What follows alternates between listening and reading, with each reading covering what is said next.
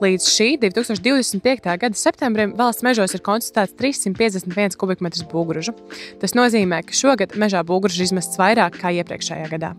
Šie skaitļi parāda, ka nelegālā atkrituma izmešana nav atsevišķs gadījums, bet sistemātiska problēma, kas ik gadu patērē milzīgus resursus un kavē iespēju šos līdzekļus novirzīt mežu uzturēšanai, attīstībai un labiekārtošanai. 2025. gadā valsts mežos līdz šim jau konstatēta vairāk kā 350 kubikmetru būvniecības atkritumu. Lielākā daļa no tiem atrodas zemgalē. Tur fiksēta vairāk kā 108 kubikmetri, kas ir gandrīz trešdaļa no kopējā apjoma. Galvenie cēloņi noteikti ir Jelgavas, Bauskas un Rīgas tuvums. Otrs lielākais piesārņojuma punkts ir Dienvidlatgale ar 51 kubikmetru. Sevišķi bēdīga situācija ir tieši ap Daugavpili.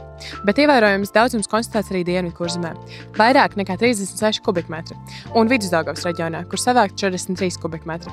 Arī Ziemeļkurzemē un Rietumvidzemē situācija nav labāka, katrā pārsniedzot 30 kubikmetru robežu.